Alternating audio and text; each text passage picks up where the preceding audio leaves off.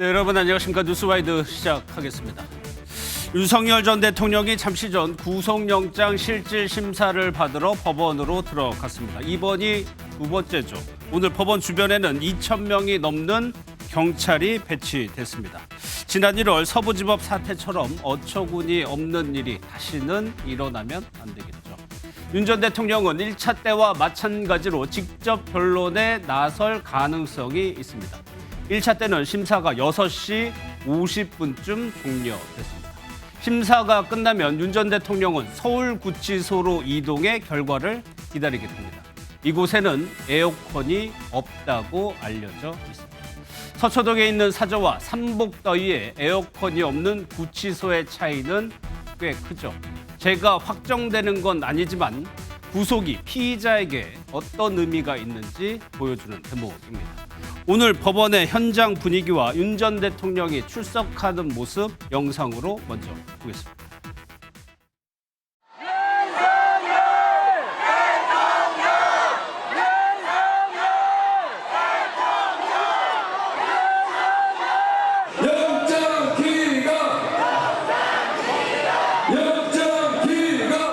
구속기로 놓이게 됐는데 심경 어떠세요? 오늘 직접 발언하실 예정이실까요? 특검이 여전히 무리하게 영장 청구했다고 생각하세요? 체포 집행 당시에 직접 체포 저지하라고 지시하셨습니까? 영장의 관련자들 4개월 만에 윤 전 대통령이 재구속의 기로에 섰습니다. 세 분과 함께 점쳐보도록 하겠습니다. 박원석 전 국회의원, 정광재 국민의힘 대변인, 서정빈 변호사 나오셨습니다. 어서 오십시오. 안녕하십니까. 지금이요, 특검에서는 검사 10명이 투입되고 100쪽이 넘는 PPT를 준비했다고 해요. 그럼 먼저 서정빈 변호사, 이 정도로 검찰에서 준비하는 거 이례적인 거죠. 보통은 어떻게 됩니까? 네, 정말 다른 보통 사건들과 비교 자체가 조금 불가능할 정도로 상당한 준비를 했다. 예. 그런 모습이다라고 말씀드릴 수 있을 것 같습니다.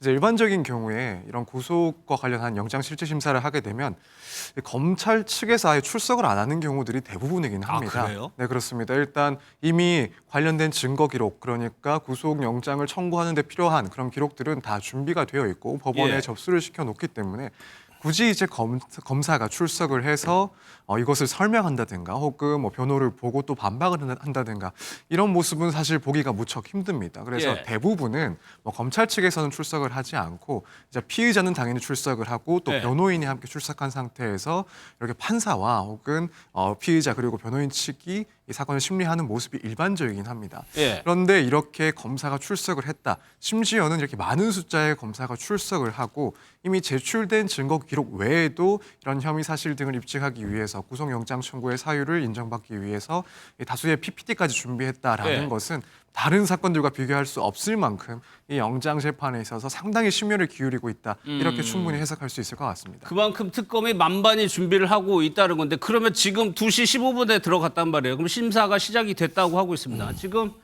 4시 3분쯤 됐으니까 지금쯤이면은 윤 전 대통령이 직접 뭐 변론하고 있다는 소식은 아직까지는 안 들리는데 어떤 장면이 지금 법원 안에서 펼쳐지고 있을까요? 네, 일단 만약 뭐 보통 사건이었다라고 하면 사실 심사는 이미 끝나고도 끝났죠. 남을 시간입니다. 예. 보통은 뭐 10분에서 20분 정도면은 끝이 나기 때문에. 하지만 지금 적어도 이 사건에 있어서는 양측 그러니까 검찰 측과 이 변호인단 측에서 상당히 공방을 벌이고 있지 않을까 이렇게 충분히 예상을 해볼 수가 있을 것 같습니다. 예. 일단 검찰 측에서는 뭐 혐의 사실을 구체적으로 어느 정도 소명하는 데까지도 상당한 시간을 들였을 것이다라고 보여주고, 한편으로는 관련해서 그런 증거들에 대해서도 일부씩 설명을 하면서 상당한 시간 이런 구속의 필요성을 강조하고 있지 않을까라고 생각이 됩니다. 예. 그리고 이제 윤 전 대통령 측 그러니까 변호인 측에서도 여기에 대해서 하나하나 쟁점들을 따져가면서 분명히 반박을 하고 있을 거다 이렇게 예. 생각이 됩니다. 특히 이제 사실관계에 대해서 부인을 하는 것도 물론 포함이 되겠지만 지금 윤 전 대통령 측에서는 이 구속영장에 포함되어 있는 그 사유들 모두 전면적으로 부인을 하고 있고 그중에는 또 법리적인 그런 부분들도 주장을 하고 있는 상황입니다. 그렇기 때문에 이 각 쟁점들마다 사실관계뿐만 아니라 이 법리적으로 뭐 범죄가 성립할 수가 없다라든가 혹은 예. 혐의가 입증되지 않는다라는 그런 주장 등을 상당히 이어가고 있지 않을까. 뭐 그 이후에는 당연히 뭐 증거인멸의 우려라든가 혹은 도주 우려 같은 경우에도 예. 검찰 측과 이제 변호인단 측의 그런 공방이 이어지지 않을까 이렇게 예상이 예. 됩니다. 언론에서는 지금 상황을 혈투라고까지 표현을 하고 있는 상황입니다. 지금 1차 때는 서울 서부지법에서 했었죠. 오늘은 서울중앙지법 321호입니다. 321호가 어떤 자리냐면 박근혜 전 대통령, 양승태 전 대법원장도 심사를 받았던 거. 그리고 박 의원님, 네. 윤석열 전 대통령이 검사할 때 이명박 전 대통령 구속영장 청구 결정을 내렸던 곳에 본인이 맞습니다. 네. 피의자로 오늘 쓰는 거예요. 네. 심정을 어떻게 보실까요? 글쎄요. 뭐 제가 윤 전 대통령 심정까지 헤아리기는 어렵습니다만 어쨌든 지금 처지가 완전히 뒤바뀌어서 완전 180도로 바뀌었어요. 과거에 본인이 이제 검찰에서 고위 이 공직자들이나 혹은 전직 대통령, 뭐 재벌 그 수사하고 또 기소하고 그랬던 위치에서 지금 본인이 대통령이 된 이후에 내란 혐의를 받고 지금 수사를 거쳐서 뭐 이미 이제 재판에 피고인으로 서기도 하지만 예. 또 이렇게 영장실질심사에 2번씩이나 서게 된 상황이지 않습니까? 사실은 윤 전 대통령은 어떻게 보면 이런 모든 문제를 좀 자초한 측면이 저는 큰 것 같아요. 누가 사실은 윤 전 대통령한테 계엄 선포하라고 등을 떠민 것도 아니고 예.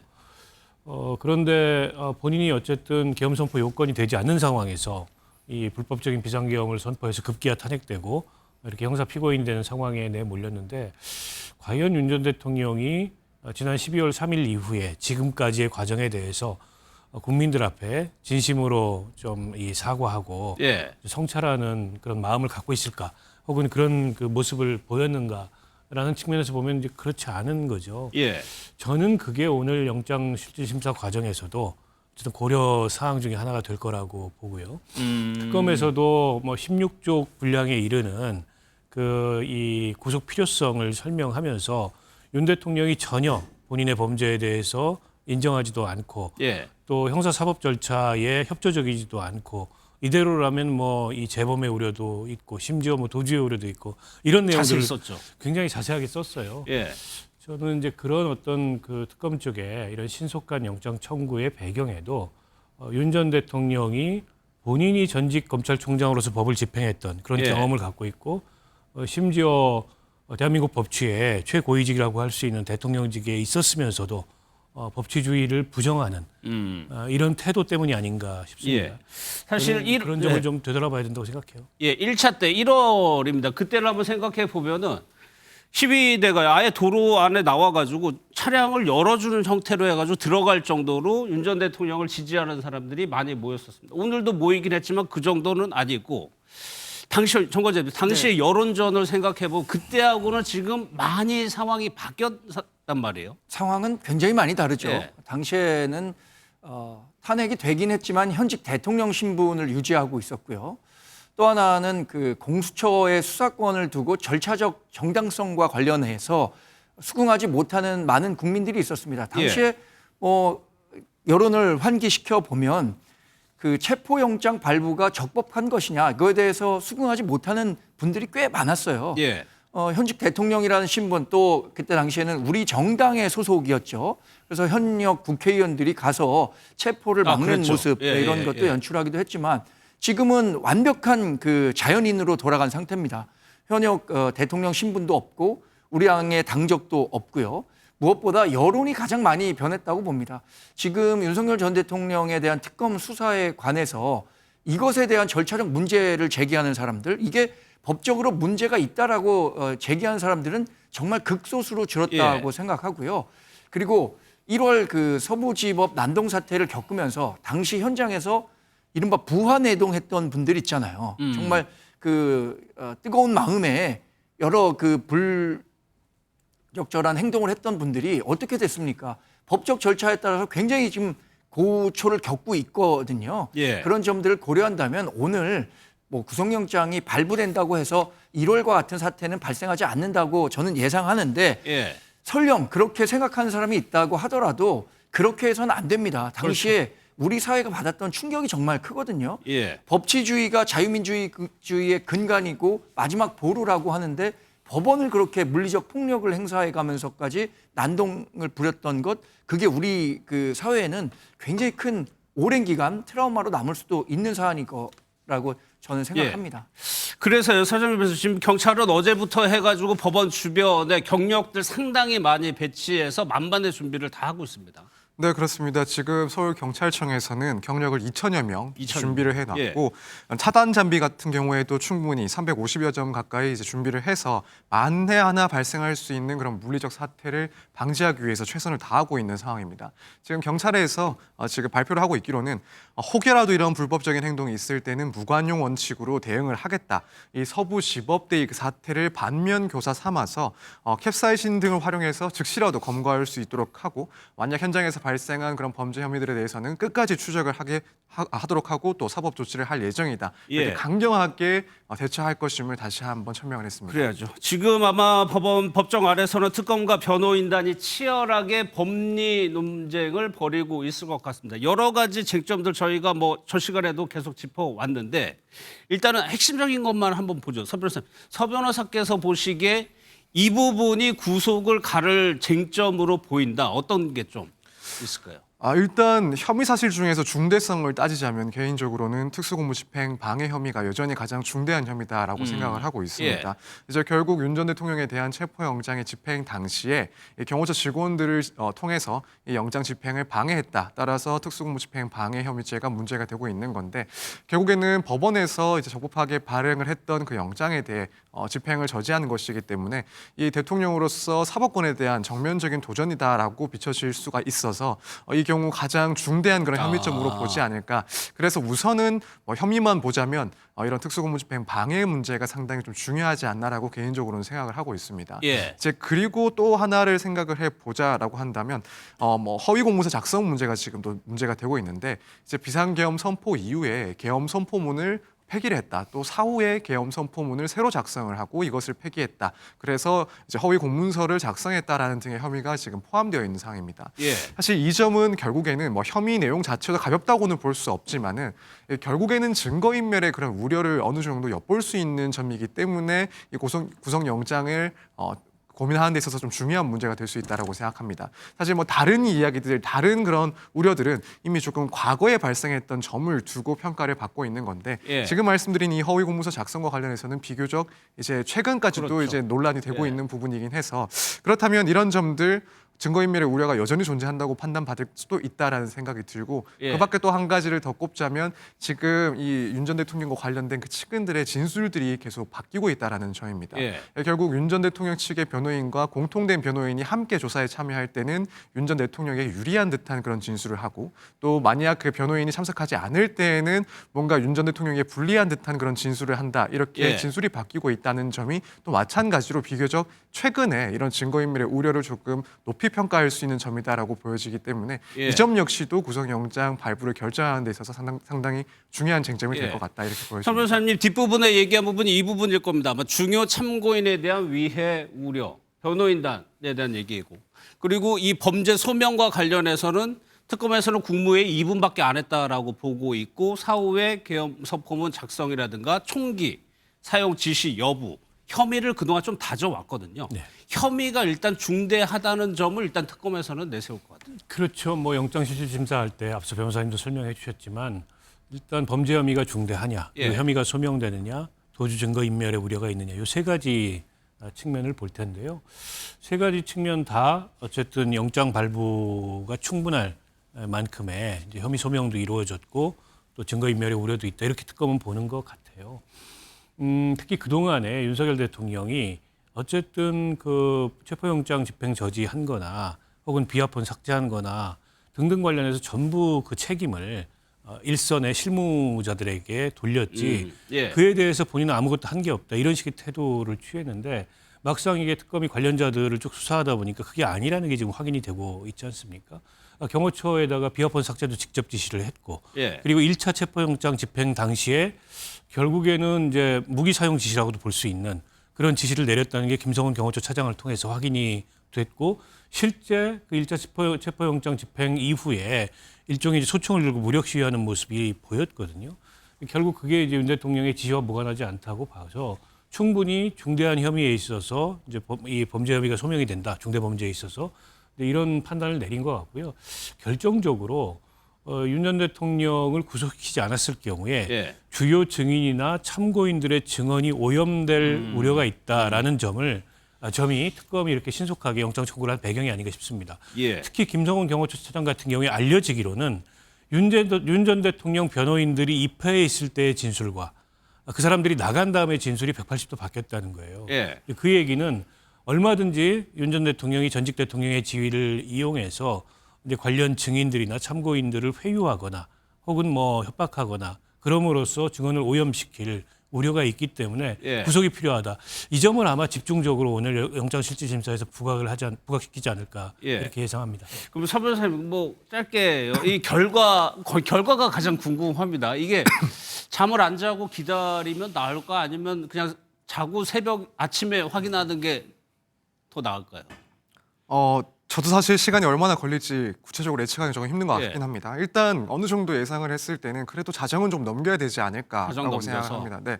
왜냐하면 지난번 이제 구속영장 실질심사 같은 경우에도 심사가 끝나고 나서 이제 결국 자정이 지나서 이른 새벽에 그랬죠. 결론이 났었고 그렇다면은 이 정도 사안에서는 마찬가지로 비슷한 시간이 소요될 수 있다. 최소한 그 정도만큼은 소요가 될 수 있다라고 생각을 하기 때문에 우선은 좀 자정을 넘겨야 어느 정도 결론을 예측할 수 있지 결론을 볼 수 있지 않을까 생각이 됩니다. 예. 무엇보다도 지금 쟁점 자체가 좀 많은 편이라서 기존에 이제 내란 혐의와 관련해서는 조금 더 신속하게 결론을 낼 수도 있었다라고 본다면 이렇게 사안 자체가 조금 방대한 이런 사건이다 보니까 조금 더 늦어질 수 있다라는 생각도 들고 또 예. 한편으로는 이미 한 차례 이제 윤 전 대통령 같은 경우에 구속이 됐다가 구속 취소가 돼서 지금 불구속 상태인데 아무래도 이제 이게 개별적인 사안이라고 볼 수 있긴 하지만 법원에서는 그래도 이렇게 구속 취소된 전 대통령에 대해서 다시 한번 구속 여부를 결정하는 데 있어서 아무래도 현실적으로 조금 더 신중해질 수밖에 없지 않나 생각이 듭니다. 예. 그런 점까지 고려를 하자면 일단 뭐 자정은 넘기고도 지난번보다는 조금 더 시간이 걸릴 수 있지 않나 그렇게 예. 생각을 하고 있습니다. 일단은 가늠할 수 있는 것이 심사가 언제 끝나냐는 겁니다. 1차 때는 6시 50분쯤에 끝났으니까 그때하고 좀 비교를 하시면 될 것 같아요.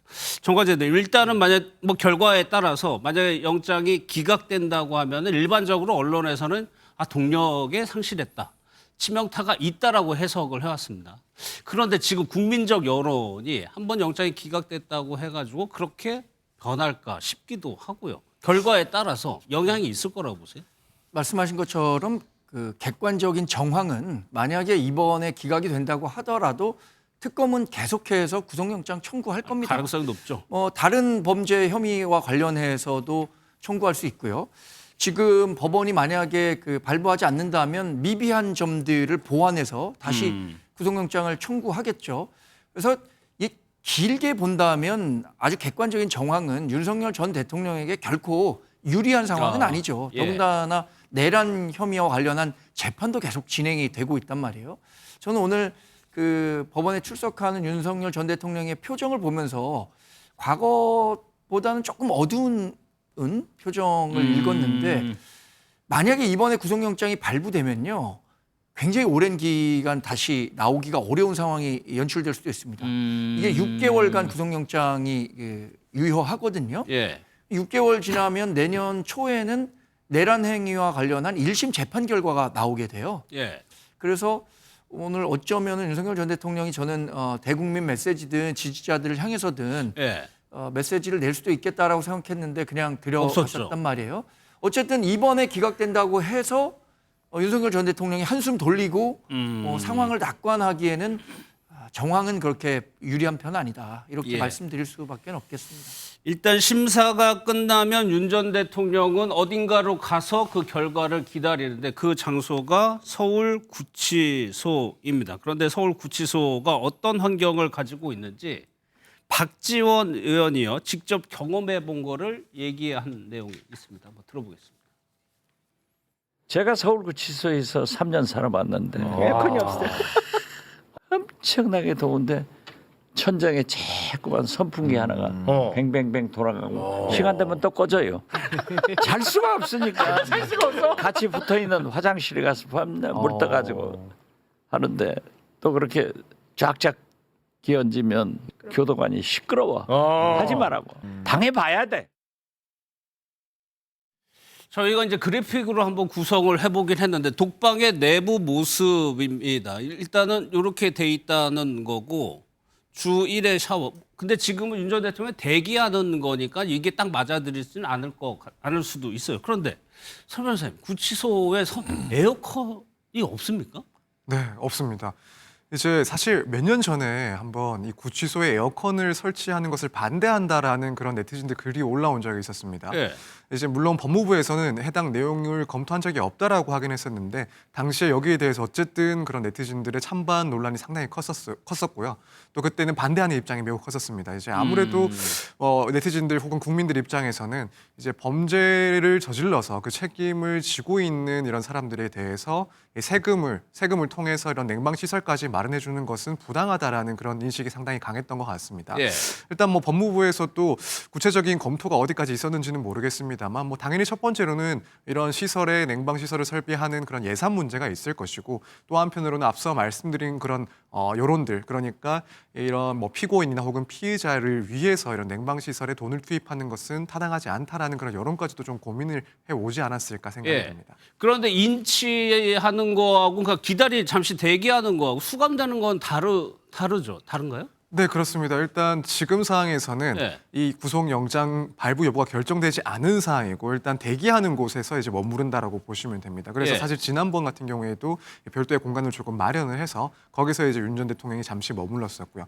만약에 이제 구속영장 자체가 발부가 된다라고 한다면 이제 그때부터 제대로 된 본격적인 그런 수용 조치에 이제 처하게 되는 거고 예. 물론 이제 뭐 윤 전 대통령은 일반인보다는 당연히 독방에서 별도의 좀 마련된 공간에서 이제 머무르게 되긴 하겠지만은 예. 어쨌든 말씀하신 것처럼 영장이 발부되기 전에 인치되어 있는 상황과 또 영장이 발부돼서 그때부터 수용되는 것은 뭐 환경적인 부분에서 큰 차이가 발생을 합니다. 일단은 기다리다가 발부가 되면은 이런 환경에 처할 수 있다는 건데 박 의원님 보면 전직 대통령들이 어떻게 했냐면 지금 폭염 상당하잖아요. 이명박 전 대통령 같은 경우에는 수면 무호흡증, 박근혜 전 대통령 같은 경우는 선풍기에 의지해가지고 여름을 날 수밖에 없는 상황이 될 수도 있으니까 지금 상황하고 완전히 달라지는 거예요. 이게 뭐 사실은 이 수용 환경이라는 게 전직 대통령들의 문제만은 아니고 예. 지금 저 수용 시설에 수감돼 있는 모든 사람들의 문제이거든요. 그러니까 여론은 뭐 그다지 좋지 않습니다. 그런 사람들을 위해서까지 무슨 냉방 시설에 이제 국민의 혈세를 쓰는 게 맞느냐 이런 반론이 당연히 있을 수 있는데요. 또 대한민국 정도의 이제 경제력을 가진 나라들, 대한민국 정도의 민주주의 수준을 가진 나라들의 어떤 수용자들의 수용 환경이라는 어떤 국제적인 상황하고도 좀 비교를 해봐야 될 것 같아요. 예. 아마도 이런 정도의 폭염에서는 그런 냉방시설이나 이런 것들이 저는 가동되지 않을까 싶은데요. 정확한 예. 외국 사례는 확인을 해봐야 되겠습니다만 그런 면에서 교정 환경의 개선이 필요한 건 맞는데 어쨌든 그와 별개로 윤 전 대통령은 만약 오늘 구속 결정이 되면 지금 다른 수용자들과 똑같은 환경에서 아무런 특별 대우 없이 수감 생활을 해야 되는 게 맞습니다. 예.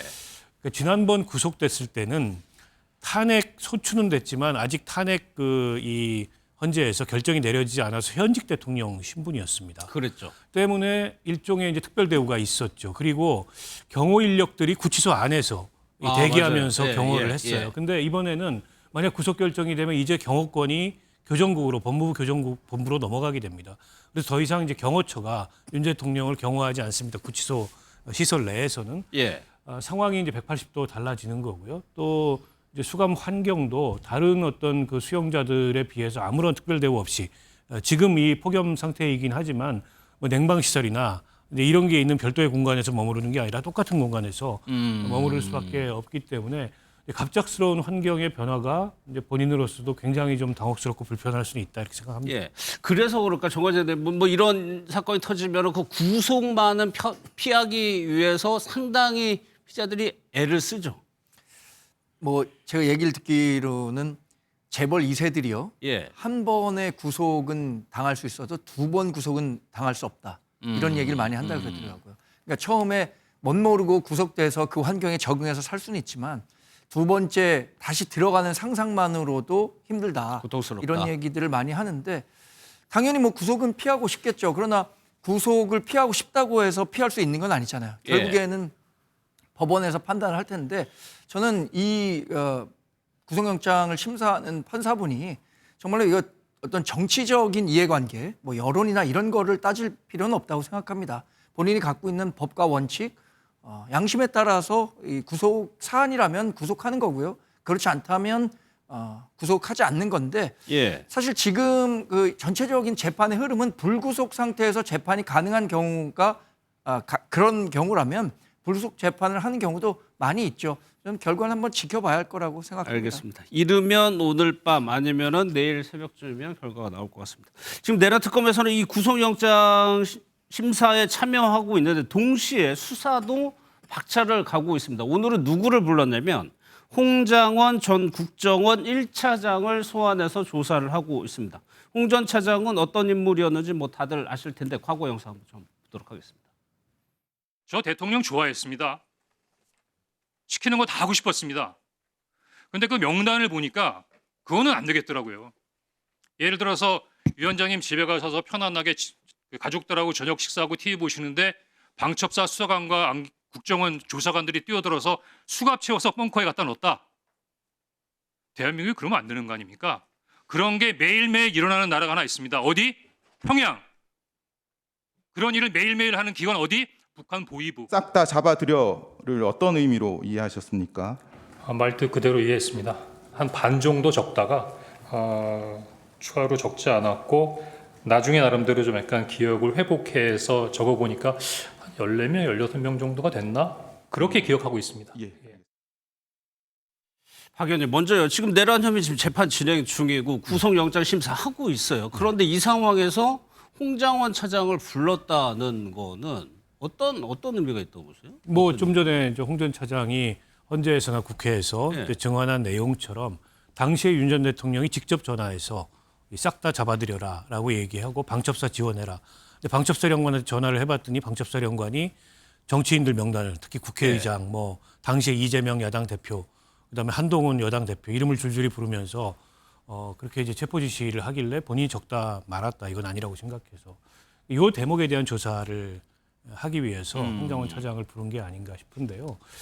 지금 어쨌든 내란 특검이 윤 전 대통령 신병 확보를 서두르는 이유는 신병을 확보해 뒀을 때 그 뒤에 남은 수사들이 훨씬 더 용이하게 진행이 될 수 있다라는 판단 때문인 것 같고 또 윤 전 대통령에 대한 압박의 의미도 있겠죠. 근데 뭐 신병 확보를 위해서 영장에 적시된 내용만 그러면 이제 앞으로 남은 수사 대상이냐 그건 아닌 거죠. 예. 그 이외에도 구속영장에 적시된 내용 이외에도 저는 많은 혐의들이 있다고 보고요. 특히 이번에 영장에 외환죄 관련된 혐의는 빠졌지 않습니까? 그렇죠. 그건 이제 특검 쪽의 브리핑을 들어보면 좀 보강 수사가 좀 더 필요하기 때문에 이번 영장 청구에서 그 혐의는 뺐다 이렇게 설명을 하고 있어요. 그래서 그런 혐의들까지도 이후에 이제 이 수사는 남아 있고 혐의가 추가될 가능성이 있어서 예. 오늘 홍장원 차장 소환해서 수사하는 것도 불법적인 정치인 법조인들에 대한 체포 지시 예. 이걸 좀 명료하게 수사하기 위해서 오늘 소환한 게 아닌가 싶습니다. 예. 또요, 김건희 여사 특검도 속도를 내고 있죠. 그런데 최근에 김건희 여사 관련한 근황이 좀 전해졌습니다. 서정옥 변호사가 한 말인데 일단 그 얘기 한번 들어보도록 하겠습니다. 연락이 뭐 안 된다기보다요. 네. 이런 연락 저도 안 받습니다. 뭐 집에 있겠지만 또 요즘 집에 안 있고요. 네. 요즘 이게 또 그 코바나 거의 자주 나가 있습니다. 집에 그래요? 거의 없어요. 그러니까 못 받을 수 있는 거예요. 그래서 논란이 두 가지인데 정광재대 하나는 뭐냐면 코바나 사무실에 가 있다. 그러니까 집에 있는 게 아니고 그러면 건강이 회복된 거 아니냐 이런 해석들이거든요. 그래서 건강의 회복 정도를 누가 어떻게 판단할 수 있느냐가 관건이겠죠. 예. 병원에 입원할 정도로 위중한 우울증을 앓으셨다고 했잖아요. 지금 근데 뭐 이분이 사시는 곳과 코바나 콘텐츠 사무실이 사실 같은 건물입니다. 예, 그렇기 때문에 예. 뭐 집에 계시나 코바나 콘텐츠에 계시나 뭐 서정욱 변호사가 얘기하는 것처럼 개인정보 동의서를 받기 어려운 상황은 아닌 것 같은데 예. 어쨌든 뭐 그 일상적인 생활이 가능할 정도로 회복이 됐다면 저는 김건희 여사에 대한 특검 수사, 소환 수사 그것도 예정돼 있다고 봅니다. 다만 예. 그 시기를 좀 조율하는 것이겠죠. 특검에서는 김건희 여사 소환 전에 아마 김건희 여사가 부인하지 못할 정도의 정황 증거들이라든가 증언들을 충분히 확보한 후에 김건희 여사를 소환 조사하겠죠. 그 소환 조사를 김건희 여사가 피할 방법도 저는 없다고 생각합니다. 지금 윤석열 전 대통령도 나가서 소환 조사에 임할 수밖에 없는 상황인데 예. 김건희 여사야말로 지금 완전한 자연인 신분에서 특검이 소환한다고 하면 불응할 경우에 다시 체포영장이 발부될 수도 있는데 어떻게 법적 절차를 언제까지 피할 수 있겠습니까? 예. 다만 그 시간을 특검에서 조금 더 시간을 갖고 조율할 수는 있겠죠. 근데 서 변호사님, 서정 변호사가 뒤에 뭐라고 덧붙였냐면 개인정보 동의서 못 받을 수도 있다라는 얘기를 굳이 했어요. 이건 그렇다면 특검팀에서 뭔가를 보냈을 때 연락을 시도했을 때 안 될 수도 있다는 의미로 좀 보이거든요. 네, 일단 그런 의미로 읽히긴 합니다.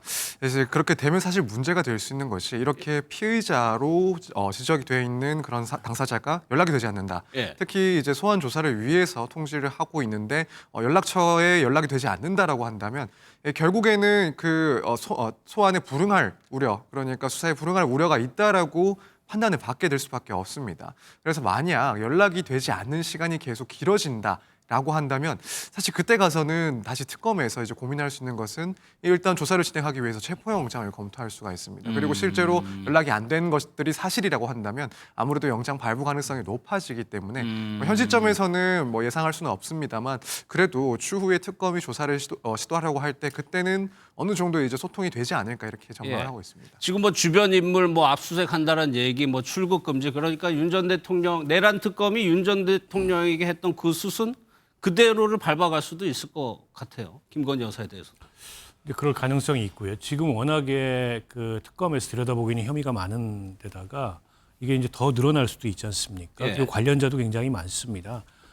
그래서 김건희 씨 소환 시점이 조금은 늦어질 것 같아요. 그러니까 관련자들에 대한 수사나 이제 혐의를 일정하게는 좀 수사를 해놓은 뒤에 그 다음에 불러가지고 이제 본인 수사를 하게 되지 않을까 싶은데 조금 전에 그 개인정보 제공 동의서가 그 동의서를 안 받고 있다는 얘기는 국민대 측에서 박사학위 논문 취소 심사를 해야 되는데 예. 그걸 하려면 개인정보 사용 동의를 김건희 씨한테 받아야 되는데 그 연락이 지금 안 되고 있다. 이 의미고요. 예. 근데 이제 뭐 국민대 쪽에서 개인정보 제공 동의서를 받는 거를 김건희 씨가 거부하는 것은 어떤 강제성을 행사할 수가 없습니다. 본인이 예. 어쨌든 거기에 동의해 줄 때까지 기다리거나 아니면 다른 방법을 찾는 것밖에 없는데 만약 특검의 소환 요구에 대해서 저런 식으로 회피하는 태도를 보인다. 그럼 바로 강제성이 발동이 되죠. 체포영장이 나올 거고 예. 그걸 김건희 씨 본인도 모르지 않기 때문에 특검 수사에는 지금과 같은 태도로 저는 임하기는 어려울 거라고 보고요. 그리고 김건희 씨 측에서도 어쨌든 특검에서 부르면 나가겠다. 이미 이렇게 이제 공언하는 상태이기 때문에 수사 회피하지 않을 거라고 보고 회피할 방법도 저는 없다고 보고요. 예. 근데 이제 문제는 워낙에 지금 받는 혐의가 그 많고 또 이게 제가 앞서도 말씀드렸듯이 늘어날 수도 있기 때문에 윤 전 대통령 이상으로 지금 김건희 씨의 소환이 이제 특히 언론이나 이런 데서 주목받을 예. 상황이 아닌가 싶어요.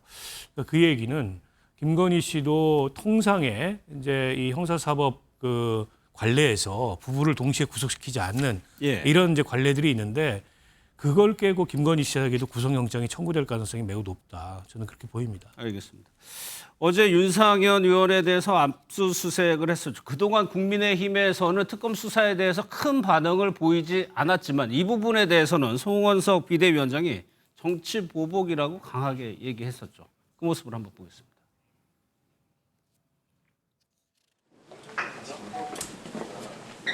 압수수색 마치신 걸까요? 윤상현 의원에 대한 주거지와 사무실, 지역 사무실을 포함을 해서 압수수색을 실시하고 있습니다. 수사가 다 끝난 상황으로 알고 있는데 지금 와서 다시 압수수색을 강행하는 것은 전형적인 정치 보복에 해당이 된다고 봅니다. 윤상현 의원 압수수색 영장에 정진석 전 비서실장이 피의자로 적시돼 있다. 이거는 정광재 대변인께 여쭤봐야 될 것 같아요. 이게 이제 김건희 여사 특검이 좀 국민의힘으로서는 어디까지 수사가 확대되느냐, 깊이 들어가느냐, 좀 사실 예의주시할 수밖에 없는 상황이잖아요. 사실 우리 당의 가장 내밀한 부분이 공천 과정이라고 할 수 예. 있죠. 우리 당뿐만 아니라 모든 정당이 가장 높은 정도의 정치적 행위를 하는 게 공천입니다. 그렇죠. 그 공천 과정을 특검이 들여다보겠다는 것에 대해서 우리는 이미 그 공천 과정과 관련해서는 윤상현 의원을 비롯해서 창원지검에서 하는 수사에 다 응했었거든요. 예. 근데 이렇게 압수수색을 통해서까지 전방위로 확대되는 것이 정치 보복성 성격이 있는 거 아니냐. 우리 당으로서는 당연히 할 수 있는 이야기라고 생각하고요.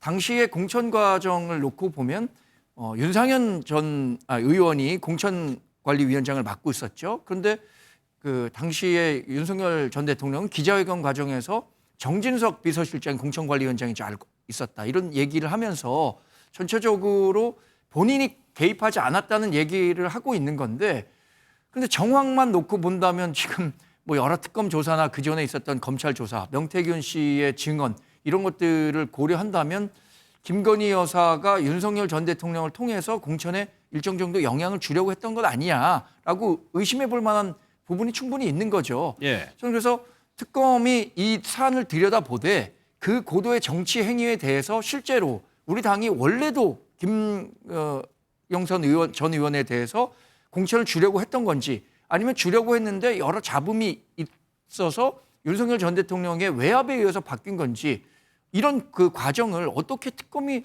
들여다볼 수 있을지, 법적 잣대로 판단할 수 있을지 굉장히 좀 어려운 측면은 많을 것 같습니다. 알겠습니다.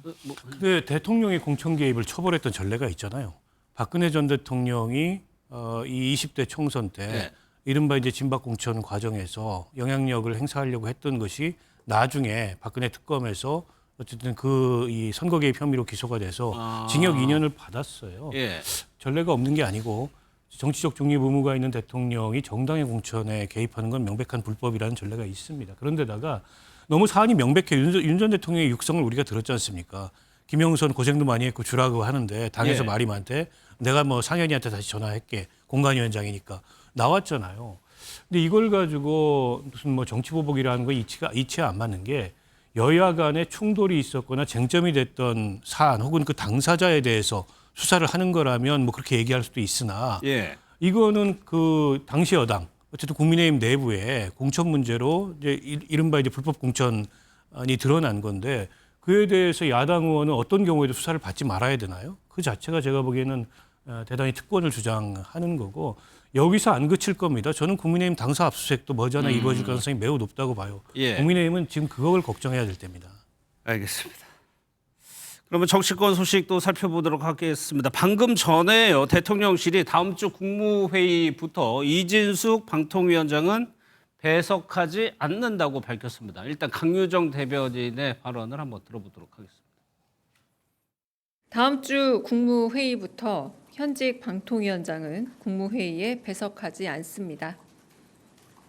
최근 감사원은 현 방통위원장이 정치적으로 편향된 발언을 함으로써 국가공무원법을 위반했다고 판단했습니다. 방통위원장은 국무회의에 참석해 개인의 정치적 입장을 지속적으로 표명했습니다. 이와 더불어 개인 소셜미디어에 자신의 정치적 견해를 게재해 공무원의 중립 의무 위반 행위를 거듭했습니다. 그러면서 추가적으로 강유정 대변인은 기사화하거나 내용을 왜곡해서 정치에 활용하는 것은 부적절한 공직기강 해이라고 밝혔습니다. 그 전에도 좀 대통령과 충돌을 빚고 있다, 이런 기사들 계속 나오긴 했었거든요. 그러니까 이진숙 방통위원장이 아마 국무위원회에 참석해서 이제 그런 식의 의도된 발언을 하고, 그로 인해서 정치적 마찰을 일으킴으로써 뭔가 본인 정치에 이걸 활용하려고 하는 예. 그런 의도가 너무 보이는 것 같아요. 특히 방송3법 얼마 전에 이제 국회에서 통과됐습니다만, 그에 관련해서 대통령이 본인에게 방통위 안을 만들어 보라고 업무 지시를 했다. 예. 이 얘기를 국회에서 답변을 하면서 얘기를 했습니다. 근데 예. 그게 명백한 허위 사실이라는 게 확인이 됐잖아요. 대통령은 업무 지시를 한 게 아니고 방통위의 의견도 들어보겠다라는 얘기였는데, 마치 방통위에 별도의 안을 만들려고 본인한테 지시를 했다는 식으로 대통령의 얘기를 왜곡해서 자기 정치에 활용을 한 거거든요. 이건 명백히 이제 정치적 중립 의무를 위반하는 거고, 어떻게 보면 국무위원으로서 금도를 넘는 행위를 지금 하고 있는 거죠. 예. 전임 정부의 국무위원이고 게다가 논란을 굉장히 많이 빚고 있는 당사자 아닙니까? 그러면 국무위원회에 참석하더라도 자중해야 되는데, 오히려 이걸 기회로 본인이 무슨 보수의 그런 어떤 새로운 그런 그 대표자로서 부각될 수 있는 그런 기회로 삼겠다라는 식의 태도를 보인다는 건 매우 부적절하고, 예. 때문에 국무위원회에 참석하는 게 적절치 않다고 봅니다. 예.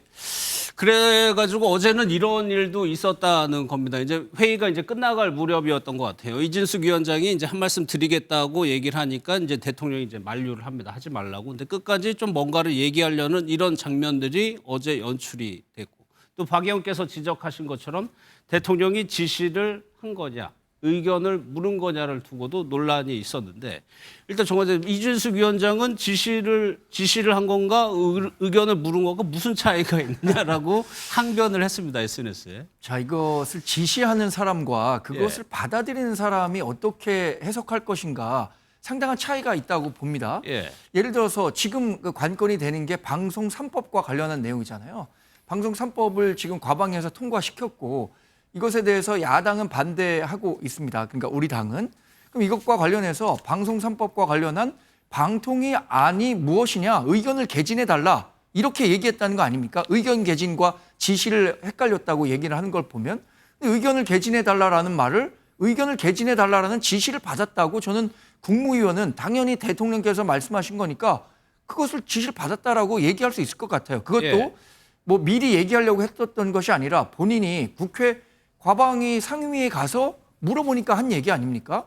더군다나 최근에 이재명 대통령이 뭐라고 얘기를 했냐면 이진숙 방통위원장을 겨냥한 듯한 발언인데 국무위원들이 국회를 존중해야 된다. 그러니까 국민이 선출한 국회에 대한 존중하는 태도를 보여야 한다라고 얘기했기 때문에 이준숙 방통위원장 입장으로서는 과방위에 가서 답변하는 과정에서 그렇게 의견을 개진해 보라라는 지시를 받았다라고 얘기할 만한 충분한 개연성이 있다고 보거든요. 그런데 저는 국무회의에도 앞으로 참석하지 말아라 이렇게 지시한 것은 가뜩이나 이 눈의 가시처럼 여겼던 방통위원장에 대해서 이걸 계기로 그냥 국무위원회 앞으로 나오지 말아라라는 지시를 내린 것과 다름 아니다 이렇게 평가합니다. 의견을 내라는 지시를 받았다. 네, 의견 개진을 해보라라고 했다면 의견 개진을 해보라라는 지시를 나에게 줬구나. 저는 국무위원으로서는 당연히 그렇게 해석할 가능성이 있었다고 봅니다. 아니 근데 한번 우리가 돌이켜 생각해 보죠. 3년 전에 윤석열 정부가 출범했을 때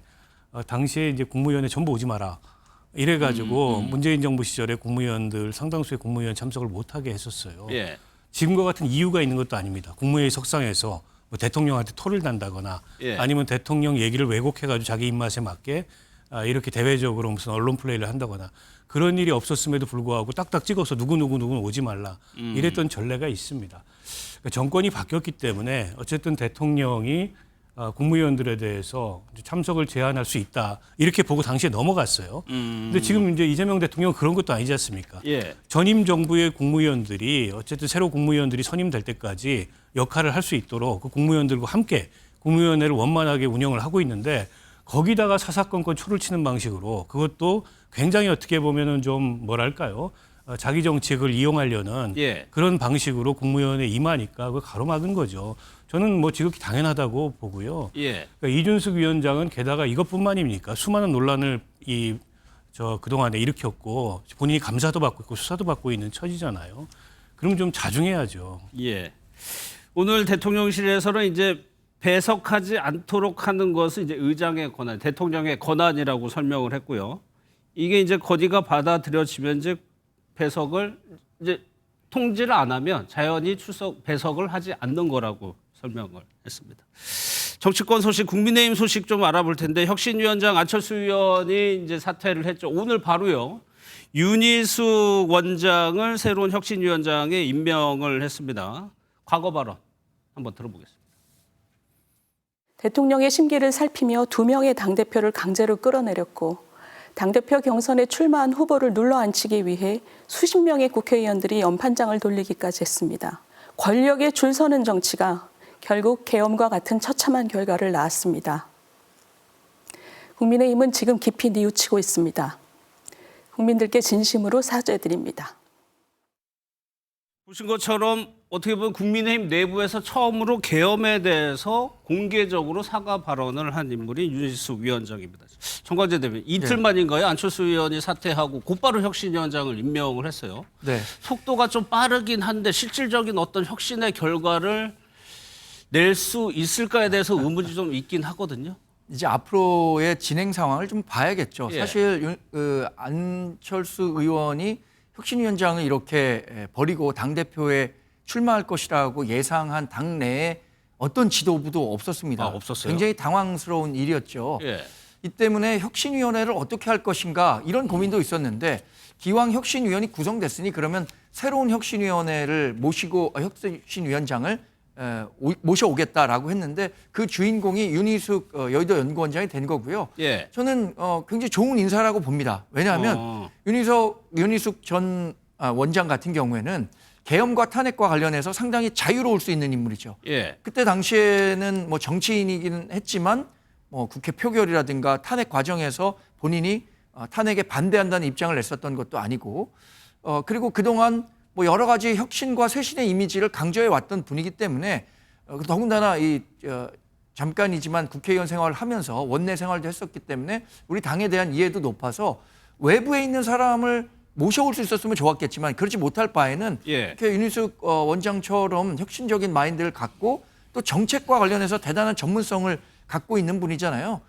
이재명 대통령의 실정과 관련한 부분에 대해서도 지적을 할 수 있고 당내 쇄신과 관련해서도 강력한 목소리를 낼 수 있다라는 차원에서 저는 여의도 연구원장을 맡고 있는 윤희숙 원장이 앞으로 혁신위원회를 어떻게 운영하느냐에 따라서 더 큰 정치적으로 도약할 수도 있는 기회가 있지 않을까 이런 기대도 해봅니다. 하나만 더 여쭤볼게요. 안철수 의원이 사퇴를 한 결정적인 이유가 이른바 쌍권이라고 하는 권성동, 권영세 의원의 인적 쇄신을 요구했다가 거부당했다. 네. 근데 윤희숙 위원장 같은 경우에는 그런 권한이 없다는 취지를 일단은 얘기를 하고 있어요. 그 부분은 그럼 봉합이 된 겁니까? 사실 혁신위원회가 처음 출범할 때 얘기 중에 선후 관계가 좀 잘못된 부분은 있었다고 봅니다. 그러니까 안철수 의원이 혁신위원회의 활동 결과 이런 결론을 내렸다라고 비대위에 보고했다면 비대위가 혁신위원회가 이렇게 고심하고 논의한 결과가 이거니까 이걸 받아들일지 말지에 대해서 결론을 내릴 수 있을 거라고 생각하는데 이건 처음부터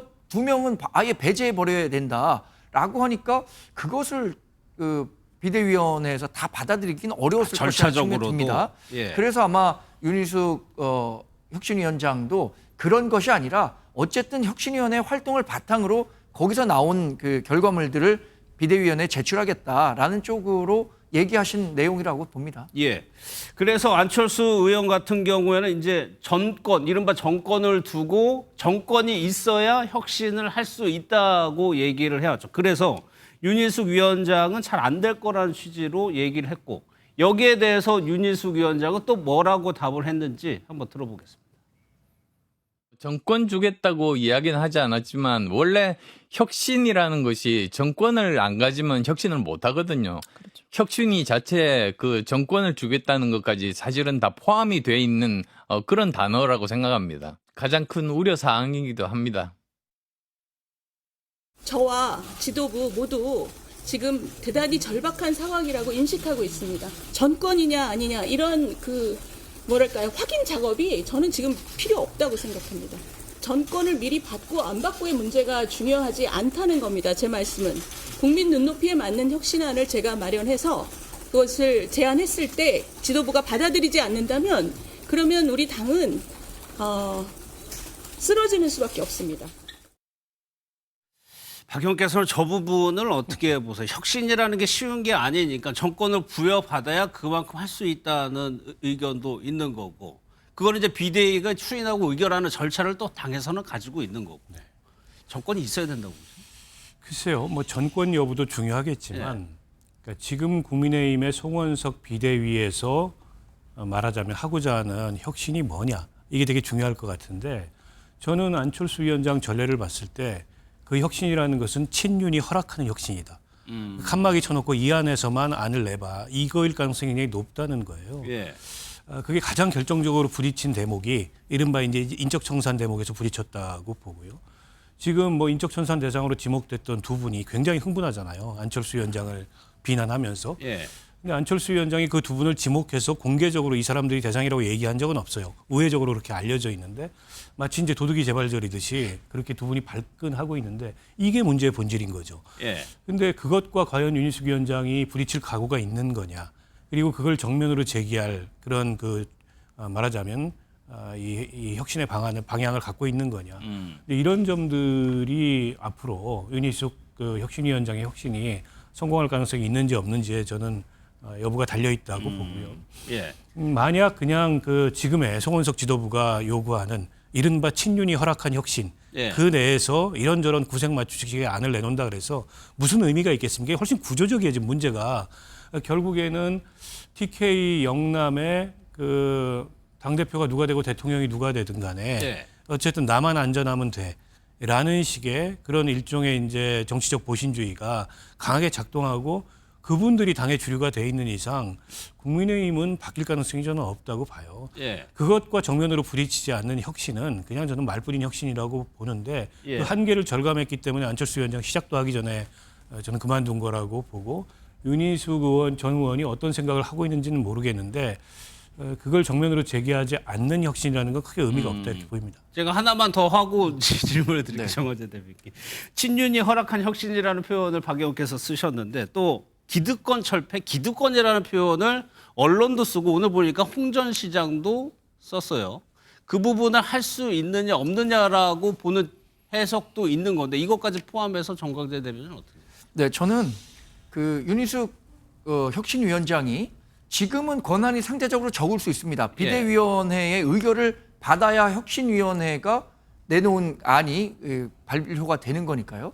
그런데 결국에는 여론을 등에 업으면 되는 겁니다. 지금은 상대적 약자지만 윤희숙 혁신위원장과 혁신위원회가 내놓는 결과물들 그 활동 과정에서 윤희숙 혁신위원장이 내놓는 방향대로 가면 국민의힘이 뭔가 변할 것 같다. 앞으로 지방선거 또는 총선에서 이길 수 있을 것 같다라는 희망을 주기 시작하면 그것을 비대위에서 못 받을 그 이유가 없겠죠.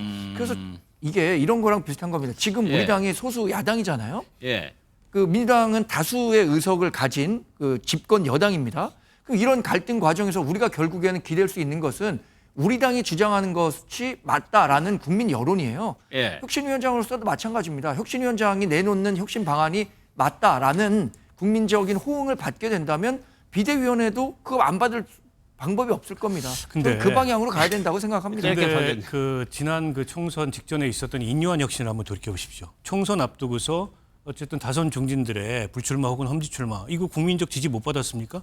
근데 김기현 지도부가 안 받고 끝나버렸잖아요.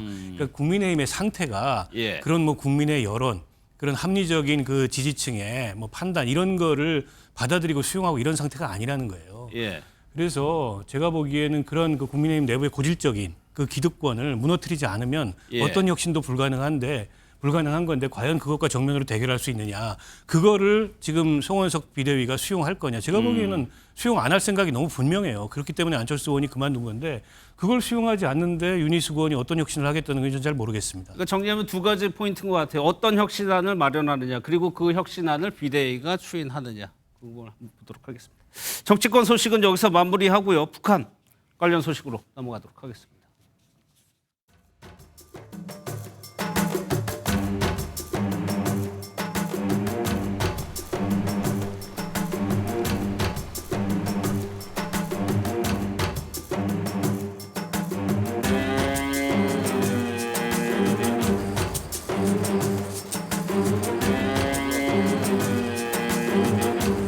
정부는 지난 3월 7일 서해에서 그리고 지난 5월 27일 동해상에서 구조된 북한 주민 6명을 오늘 오전 8시 56분 동해상으로 함께 송환하였습니다.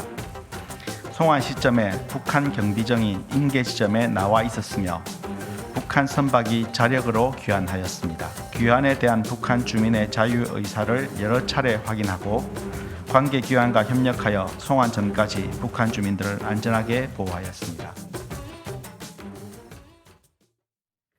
두 분과 살펴보겠습니다. 강동환 동아대 교수, 한진명 전 베트남 북한 대사관 3등 서기관 나오셨습니다. 어서 오십시오. 예.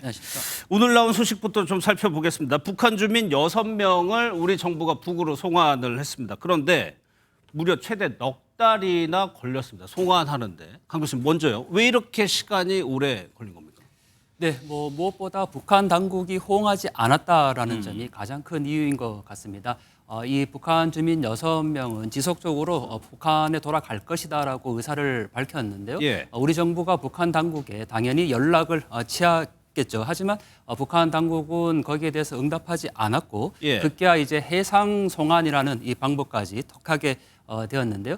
사실 이 4개월 만에 거의 이제 이루어졌기 때문에 뭐 굉장히 늦장 대응이다 이렇게도 표현할 수 있겠지만 또 어떻게 보면은 굉장히 긴박하게 이루어졌다라고도 볼 수 있는 사안입니다. 뭐 우리가 너무 잘 알지만 지난 탄핵 국면에서 이미 이러한 그 사안에 대해서 취할 수 있는 책임자가 사실 마땅치 않았던 부분들이 좀 있었던 예. 것 같고요. 이 새 정부가 지금 들어와서 뭐 대통령이 국무회의에서 이 송환 대책을 마련하라라고 지시했기 때문에 관계부처 뭐 공무원들은 당연히 여기에 모든 이 정책 방향을 맞출 수밖에 없었을 겁니다. 예. 그러다 보니까 이 해상 송환이라는 다소 무리한 이 정책까지 지금 펼쳐가면서 이번에 이 조치를 좀 취한 것이 아닌가라고 볼 예. 수가 있죠. 네. 그러면 이 과정을 보면은 우리는 유엔사를 통해 가지고 이제 일시하고 장소를 북에 일방적으로 통지를 했어요. 북한은 거기에 대해서 답은 하지 않았고. 네. 그런데 일단 가보니까 북한 인군이 거기에 나와 있었다. 맞습니다. 네. 여기에 북이 화답했다는 거는 어떤 해석이 가능합니까? 네, 사실 그 화답이라는 표현 또 국내 언론에서 오늘 이제 마중을 나왔다 이렇게까지도 이제 표현을 했는데 그거는 우리의 어떤 기대감이 반영된 표현이라고 생각이 들고요. 방금 말씀하신 것처럼 남북 간의 공식적인 채널은 완전히 단절되어 있는 상황입니다. 그렇죠. 이번 조치는 이 유엔사에 있는 핑크폰이라고 얘기하는 그 유엔사를 통해서 저희가 일방적으로 이제 그 전달을 한 사안이기 때문에 예. 북한 당국은 당연히 그 위치상 NLL 이북 지역에서 이 경비쟁과 또 어선을 예인할 수 있는 어선을 대기시켰다라고 지금 나오지 예. 않습니까? 그러니까 뭐 남한에 특히 이제 한국의 어떤 호응에 대해서는 전혀 반응하지 않겠다라는 것을 명확히 보여줬다라는 걸로 표현할 수가 있죠. 뭐 우리가 지금 남북한이라는 표현도 사용하고 있지만 예. 이 김정은은 이 적대적 두 국가론에 의해서 그렇죠. 뭐 대한민국과 조선민주인민공화국이라는 명확한 두 개의 국가를 지금 주장하고 있지 않습니까? 그러다 보니까 뭐 우리 정부가 지금 제안했던 이 연락사무소라든지 뭐 연락 채널에 대해서는 전혀 호응하지 않았고 예. 단지 이 유엔사 핑크폰을 통해서 그 사안에 대해서만 지금 일방적으로 이제 받아들였고 거기에서 대기하고 있었던 것이 아닌가라고 생각이 들죠. 그렇기 때문에 너무 과도한 어떤 기대감을 또 표출하는 것은 좀 아닐 것 같습니다. 네. 그 과정을 보면은 이제 북한 주민들이 본인들이 타고 내려왔던 목선을 타고 올라간 겁니다. 그러면은 거기 대기 지점에 북한 경비정이 나와서 데리고 갔다는 얘기예요. 그러면 한진명 서기관님, 일단 이들은 북한으로 돌아가기를 원했다고 지금 알려져 있습니다. 그 신상이 뭐 워낙 알려진 게 없다 보니까 남석이라고 하고 처자식이 북에 있다는 정도 정보만 알려져 있거든요. 진짜로 좀 북한으로 돌아가는 거 원했을까요? 북한 주민 그 6명이 기신 우사를 밝힌 데는 북한의 정치 체제와 현실을 바라볼 때 두 가지 가능성이 있다고 저는 생각을 합니다. 우선 예. 첫째는 북한의 그 정치 시스템적 문제인데요. 북한은 일단 한 명의 기신 의사를 밝히게 되면 북한인의 가족들이 그 안전과 그들에게 차후 행방에 대해서 굉장히 그 위험에 처하거든요. 이런 관념 속에서 북한 주민들이 자기들이 주관적인 욕망보다는 그 체제가 두려워서 기술을 바뀌지 않았나 이렇게 생각이 들고요. 예. 그리고 두 번째로 생각되는 것은 북한의 그 오선들의 그 노화가 굉장히 많이 진행이 됐어요. 그래서 예. 자기네들이 자발적인 우사하는 그 반하게 대한민국으로 이렇게 표로될 수 있는 가능성도 있다고 생각합니다. 내려올 생각이 없었는데 어선에 좀 문제가 있어서 그냥 떠내려왔을 가능성. 그렇죠. 노화가 예. 굉장히 심하게 진행이 됐거든요. 알겠습니다. 이 부분이 앞으로 남북 관계에 어떤 영향을 미치는지도 일단 우리 쪽에서 뭐 기대 섞인 표현이라고 한 교수님 말씀하셨는데 한번 지켜보도록 하고요. 북한 내부 상황도 한번 지켜보겠습니다. 이른바 이제 북한의 아주 여성 중에요 권력이 많은 4명을 거론을 합니다. 김주애, 리설주, 김여정, 현송월 이렇게 4명인데 한진명 서기관님 최근에요 가장 특이한 장면은 이런 장면인 것 같아요. 리설주가 김주애 딸입니다. 네. 딸에게 뭔가 이렇게 보필하는 듯한 모습을 보이는 장면이 포착이 됐단 말이에요. 이건 어떻게 예, 보셨어요? 북한의 일상적으로 혁명에 대한 교육을 진행을 합니다. 대학교에서도. 네. 그렇게 찾아봤을 때 이설주와 김주애는 차별화가 됩니다. 김주애는 김주애는 철저히 혁명의 뭐 계승자, 후계자가 되는 것이고 이설주의 위치는 그러니까 수령을 가장 가까이에서 받드는 친위전사 이렇게 두 개 차별이 되거든요. 그러니까 쉽게 말해서 이설주는 김정은의 직접적인 보좌가 아니라면 김주애는 후계자 수업을 받고 있는 김정은의 철저한 혁명 전통을 계승하고 앞으로 이어나갈 수 있는 그런 존재라는데 그런 차별화가 있습니다. 모녀 관계라 하더라도 그렇게 다르게 본다는 그렇죠. 수령을 중심으로 놓고 보기 때문에 수령을 중심으로 놓고 봤을 때 부인인 이설주와 자녀인 김주애 사이에는 굉장히 큰 간격이 있는 것입니다.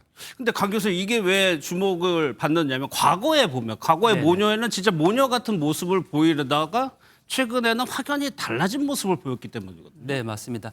사실 정확한 이제 지적인데요. 북한의 이 여성 실세 4인방이라고 표현하고 있지만 김정은의 입장에서는 자신의 정권 유지를 위해서 가장 적절하게 활용하고 있는 것이 아닌가라고 볼 수가 있죠. 이번에 나왔던 김주애의 모습을 보면 과거에 지금 나왔던 리설주의 모습과 완전히 똑같습니다. 심지어는 뭐 입고 있는 이 투피스 정장이라든지 또는 뭐 손동장이라든지 이런 것들을 오히려 그 리설주의 모습을 김주애에게 그대로 지금 투영한 것이 아닌가 할 정도로 너무나도 똑같은 모습들을 보여주고 있다라는 점을 좀 주목할 필요가 있는데요. 그러면 이 리설주가 나왔을 때는 2012년 당시입니다. 이 모란봉 악단이라는 신악단을 발표를 할 때 이 리설주가 처음으로 공개가 됐었는데요. 그때는 김정은 입장에서는 자신의 어떤 퍼스트 레이디의 역할을 할 사람이 분명히 옆에 필요했었던 거겠죠. 그리고 북한에서 가장 중요한 거는 수령이라는 존재는 어버이라는 인식이 반드시 성립이 돼야 됩니다.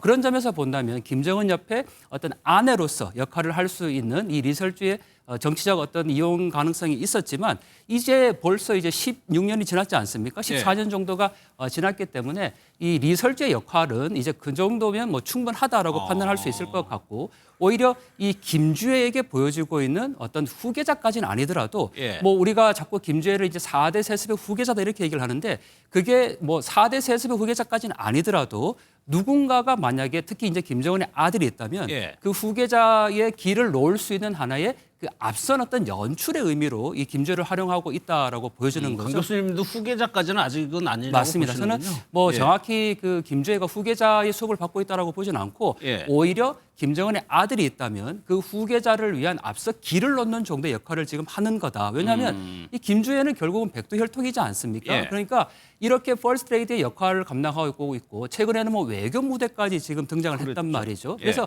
이게 이런 상황들을 계속 연출이 되면 나중에 정말 뭐 김정은의 아들이 4대 후계자로 나왔을 때 여기에 대한 어떤 북한의 거부감이라든지 또는 뭐 메시지라든지 이런 것들을 충분히 미리 이 포석을 깔 수 있다라는 점으로 이 활용하고 있는 것이 아닌가 그런 점에서 보면 지금 김주애의 역할은 뭐 4대 세습의 후계자라기보다는 오히려 그 퍼스트 레이디의 역할을 하고 있는 것이 아닌가 이렇게 볼 수 있죠.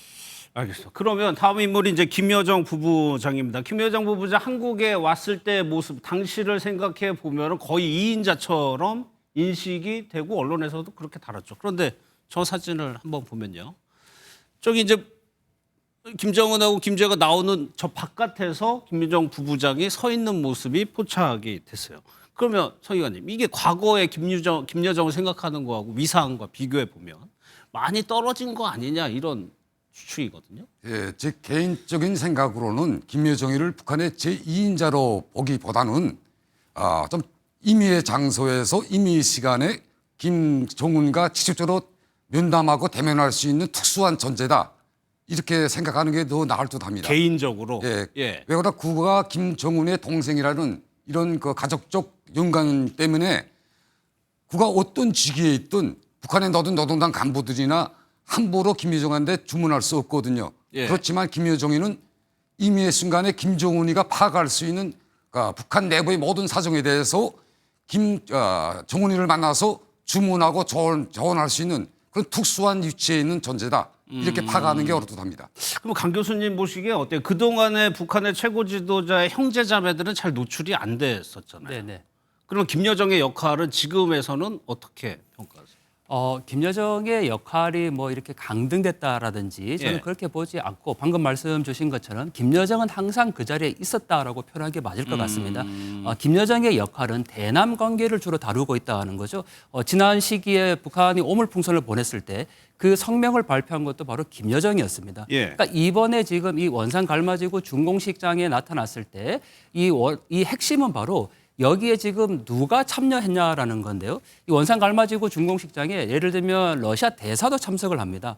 결국은 이 최선희 외무상이라는 역할이 분명히 있기 때문에 예. 이 김여정은 항상 그냥 김정은 주변에서 그 지근 거리에서 뭐 보필하거나 전체적인 일을 챙기는 정도이지 뭐 그걸 직접적으로 이렇게 이 역할 자체를 보여주지 않는다라는 점에서 뭐 이번에 이 원산 갈마지구에서 뭐 뒷자리에 있었다 이렇게 보기보다는 오히려 리설주의 자리를 좀 주목할 필요가 있습니다. 예. 왜냐하면 이 전용 보트를 타고 김정은과 이 김제가 등장을 할 때 손을 잡고 나오는데도 불구하고 리설주는 오히려 최선희 외상과 함께 바깥에 있었거든요. 예, 예. 오히려 그런 부분들이 훨씬 더 좀 이 기괴한 장면이 아닌가. 원래로 치면은 이 퍼스트 에이드니까 보트를 예. 타고 나올 때 김정은과 리설주가 손을 잡고 나오고 김주애는 그 뒤에 있어야 그게 정상인 거죠. 예. 그런데 오히려 보트 옆에 서 있었던 거는 리설주였고 또 김여정은 그 보트 바깥에 있었단 말이죠. 그런데 김여정의 위치는 항상 그렇습니다. 이 언론에 이렇게 주목되지 않았고 이 카메라 앵글 속에서 늘 집중 조명이 안 됐지만 늘 김정은 옆에 그냥 있었다라고 보는 게 맞는 거죠. 네. 강 교수님이 얘기한 사진 장면이 요겁니다. 요거. 네, 맞습니다. 네. 여기 보면 김주애하고 김정은으로 손을 잡고 나오고 있는데 마치 여기가 이제 리설주죠. 리설주가 마치 뭐랄까 안내하듯이 배석하듯이 옆에서 서서 지켜보고 있다는 점이 더 주목해서 봐야 된다는 맞습니다. 거죠. 네. 여기 또 한 명의 여성이 있습니다. 최선희 외무상인데 그럼 강 교수님 최선희 외무상이 뭐 물론 이 외무통이긴 합니다만 네. 부서 외무상까지 올라갈 수 있었다는 점은 어떤 의미가 좀 있죠? 뭐 북한에서는 이제 가장 출신 성분을 따지지 중요하죠. 않습니까? 이 최선희의 아버지가 최영림이라는 북한의 내각 총리인데요. 1964년 당시에 내각 총리를 했던 인물입니다. 예. 그 당시에 김일성이 이 입양에 대한 걸 굉장히 강조를 하면서 이 최선희가 결국은 이 최영림에게 입양이 되면서 북한에서 뭐 승승가도를 지금 달리고 있다라고 해도 사실 과언은 아닙니다. 뭐 북한의 모든 지금 이 외교 무대에 지금 나타나고 있는 상황인데요. 뭐 그러다 보니까 자꾸 이렇게 여성 최초의 북한의 뭐 외무상으로서 역할들이 많이 있는 것 아니냐 이런 지적도 많습니다.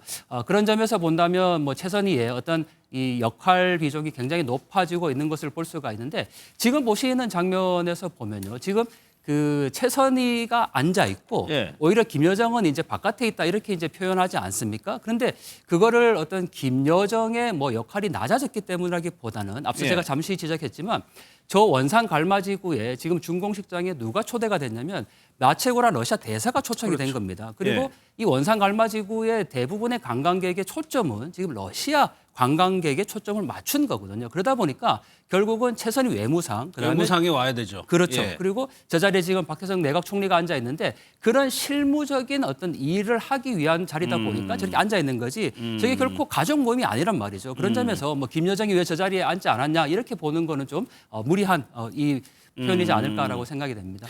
그러면 성 의원님 지금 북한에서 여성이 외무상까지 올라갔다라는 거는 북한 주민들이나 당 내부에서 보기 굉장히 이례적인 거죠. 예, 굉장히 북한이 그 사회 시스템을 봤을 때 봉건적인 사회 룰이나 그런 많이 잔해가 많이 남아 있거든요. 그렇죠. 그런 속에서 최선이라는 북한의 한 여성이 외거 수장으로 등장한다는 것은 굉장히 이례적인 상황이거든요. 예. 근데 기존의 김정은이가 세계적 흐름을 바라보면서 북한 내부에서도 북한의 여성이 간부화 비중을 높일 때 대해서 수차례 주문을 했습니다. 그 첫 번째 수혜자가 최선희가 아닌가 이렇게 생각을 합니다. 그리고 또 최선희는 북한에서 우연한 기회에 많은 수많은 행운을 얻은 북한의 엘리트 여성 중에 한 명이거든요. 예. 그러니까 제가 북한에 2008년도에 입사했을 때 당시 최선희는 미주국 부국장 겸 비서였습니다. 세포비서. 예. 근데 그 기간에 굉장히 짧은 시기에 빨리 승진을 했거든요. 부국장에서 우리로 치면 장관까지 올라간 거죠. 그렇죠. 예. 근데 그게 우연한 기회라는 게 그때 당시 미주국 국장이 한성열이라고 그분이 했는데 그분이 미국의 간첩으로서 그러니까 처단이 됐어요. 북한의 직결 처단이 됐고 예. 그 기회에 국장에 빨리 승진할 수 있었거든요. 그게 그리고 또 우리가 아다시피 육자회담 시기에 김계관 전 북한 외무성 일부 상이 그 곁에서 통역을 진행하면서 많이 도움을 받았고 또 김정은에게 김계관이가 병이 악화되면서 김정은이 직접적으로 일부상 후계자로서 차선위를 적극적으로 추천을 했어요. 그러다 나니까 북한의 일부상으로서 김계관의 도움으로서 일부상이 될 수 있었습니다. 이렇게 예. 대단하니까 차선의 그 승진 고도는 빠른 시기에 김정은의 신임하에 고도로 승진한 예. 북한 엘리트 여성의 한 명입니다. 그러면 강 교수님 지금 뭐 김정은 위원장 집권 이후로 유독 여성들이 많이 노출되는 거는 뭐 국내 언론에서 좀 과장해서 좀 표현하는 것도 있겠지만은 실제로 김정은 위원장의 어떤 의도가 반영이 된 거라고 보세요? 무엇보다 리설주의 등장은 분명한 의도가 있는 것으로 봐야 합니다. 예. 왜냐하면 그 김정은이 처음 등장할 때 당시에 세계가 김정은의 어떤 열린 정치 뭐 이런 부분들을 굉장히 많이 기대를 했었고 또 스위스에 유학했다라는 그 사실 때문에 북한의 김정은의 어떤 변화가 있을 것이 아닌가라는 기대를 이제 했었죠.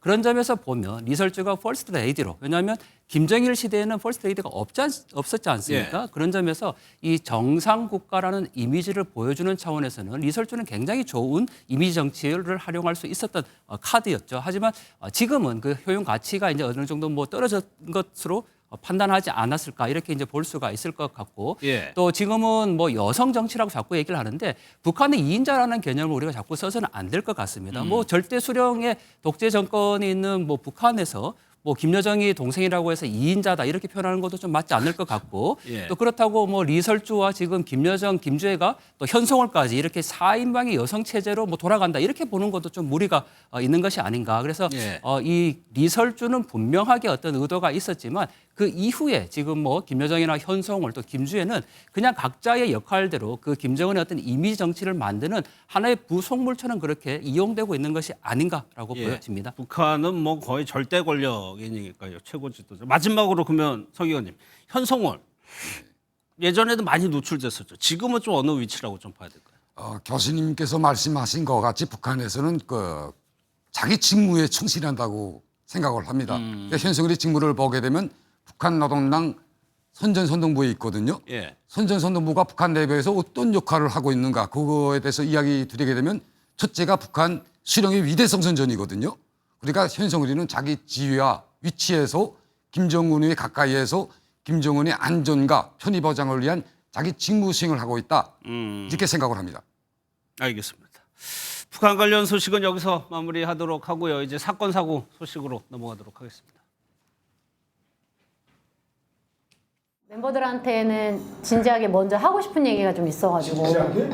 진지하게 하지 마. 이상할 것 같아 뭔가도. 남자친구로서 이제 약혼자로서 많은 분들이 이제 알게 되셨어요. 그렇지. 지선이가 이렇게 유명한 사람인지 몰랐거든요. 그냥 한 여자로만 봤어요. 정말 사실 이제 결혼을 한번 했었고요. 그리고 사랑스러운 딸이 한 명이 있습니다. 엄청 많이 도와줘요. 집에 이제 올 때면 네. 저희 집에 이제 올 때면 와서 진짜 막 설거지며 반찬도 만들어 놓고 어머나. 음식을 또 엄청 잘해요. 섬세하구나. 네, 그래서 너무 아침을 황제처럼 먹여줘요. 그래서 아침을 잘 먹으니까 네. 오히려 건강해지더라고요. 저녁을 좀 덜 먹게 되고. 내가 이런 남자를 만날 줄 몰랐어요. 이 내용은요. 김유진 아나운서, 양지민 변호사, 서정빈 변호사와 이어가도록 하겠습니다. 어서 오십시오. 안녕하세요. 예. 영상은 신지 씨 영상을 봤는데 계속 논란도 되고 화제도 되고 있어요. 그런데 소속사 측에서 입장문을 냈다면서요? 맞습니다. 예비 신랑인 문원 씨에게 쏟아진 각종 의혹과 관련해서 신지 씨 소속사 측에서 하나하나씩 해명하는 글을 올렸습니다. 먼저 공인중개사 자격증 없이 중개사무소와 함께 부동산 업무를 봤던 것, 이것에 대해서는 문원 씨는 당시 이 등록 관청에 중개보조원으로 정식 등록이 돼 있었고 예. 관련 직무교육을 이수하고 수료증까지 받은 것으로 확인됐다. 이렇게 밝혔고요. 학창 시절과 군 시절 괴롭힌 의혹에 대해서는 뭐 학창 시절 친구들과 또 군복무했던 후임들 번호를 수소문해서 연락을 해봤더니 하나같이 허위 사실이라고 얘기를 했다. 그래서 예. 의혹이 신빙성이 없다. 이렇게 주장을 한 상태입니다. 예.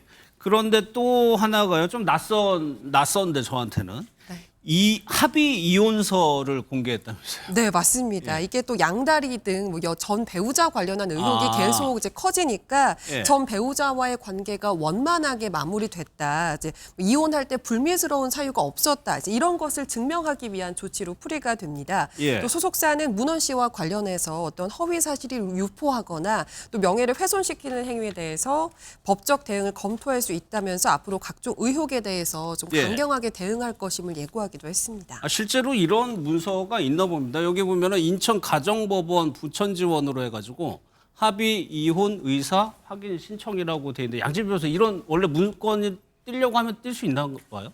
그렇습니다. 이제 본인들이 합의로 어쨌든 이혼을 하기로 결정을 하고 네. 이 의사를 확인받은 문서가 있는 것이기 때문에 이것을 이제 신지 씨에게 확인 차원에서 제공을 한 것으로 보입니다. 우리가 일반적으로 이혼의 경우에는 재판을 통해서 다퉈서 이혼을 하는 재판상 이혼이 있고 이렇게 양쪽의 의사 합치가 있다라고 한다면 그것대로 조율해서 그 내용대로 이혼을 하게 되는 이제 합의 이혼, 협의 이혼이 재판까지 가지 않고 합의 이혼했다. 그렇죠. 있는 것인데 지금 보시는 저 확인서 한 장이 전부입니다. 그렇기 때문에 우리가 재판상 이혼에서 생각하는 것처럼 누가 어떻게 가해 행위를 그러니까 그 혼인이 파탄의 주된 원인을 제공하는 행위를 했고 그리고 어떤 피해가 있었고 자녀와의 관계는 어땠고 이런 것들이 구구절절 이렇게 설명이 되어 있는 판결문 내지는 소송 기록이 아니고요. 양쪽에 이혼의 의사의 합치가 있다. 재산 분할이나 위자를 어떻게 한다. 만약에 자녀가 있다라고 한다면 양육비는 누가 지급을 하고 자녀는 누가 키운다. 이런 내용에 대한 의사 합치가 나와 있는 확인서다라고 보시면 됩니다. 일단은 그럼 신지 씨도 뭐 입장을 밝혔다고 하는데 그 얘기까지 들어보고 뭐 아직까지도 뭐 여운이 남는 것 같아요. 한번 살펴볼게요. 예. 신지 씨의 경우에는 일단 본인의 SNS를 통해서 본인의 결혼 소식으로 인해 많은 대중들에게 피로감을 드린 것 같아서 좀 마음이 무겁다라고 이야기를 했고요. 관련 의혹들에 대해서 모두 사실 확인을 하기 위해서 시간이 조금 필요했는데 결과 모든 의혹이 사실이 아님을 확인했다라고 이야기를 했고 관심이라든지 우려라든지 충분히 이해하지만 이후에 좀 시간을 갖고 지켜봐 달라 응원을 해줬으면 좋겠다라는 입장을 전했습니다. 예, 결혼을 앞두고 이렇게 또 다 확인하는 것도 참 이례적이긴 한데 이렇게 해명을 했어요. 그런데 여전히 좀 인터넷상에서는 의혹이 계속 있어요? 네, 이제 앞서 문헌 씨가 직접 밝혔던 내용과 어제 소속사 측에서 밝힌 내용이 좀 차이가 있기 때문입니다. 앞서서 문헌 씨는 본인의 SNS에 처음 입장을 밝혔을 때 부동산 중개사 자격증 없이 영업을 한 사실을 인정을 했습니다. 무명 시절의 생계 유지를 위해서 지인의 권유로 시작을 했지만 자격증 없이 중개 업무를 하는 것이 잘못된 점이라는 것을 인지하지 못했다. 이렇게 설명을 하기도 했는데요. 하지만 이번에 소속사 입장문을 보면은 며칠 전에 문헌 씨가 이렇게 잘못을 인정한 것은 폭력성 댓글에 당황을 해서 벌어진 일이다. 잘못된 부분이 있다면 책임지겠다. 이제 이렇게 말한 부분이 곧 법적으로 위법성이 있다고 인정하는 것은 아니다. 이제 이렇게 얘기를 했거든요. 이것만 보면 잘못을 인정하는 건지 아닌 건지 이해하기 어려워진 부분이 있는 것 같긴 합니다. 그렇기 때문에 누리꾼들은 말의 앞뒤가 전혀 맞지 않는다면서 무엇이 사실인지 정확하게 밝혀라 이런 반응들을 보이고 있는데요. 여기서 우리가 또 하나 짚어볼 부분은 소속사는 문헌 씨가 중개보조원으로 정식 등록이 돼 있었고 또 수료증도 받았기 때문에 문제될 부분이 없었다 이렇게 해명을 했잖아요. 근데 해당 수료증의 경우에는 4시간 정도의 강의만 들으면 별다른 뭐 평가 시험 없이 받을 수 있는 수료증이라고 합니다.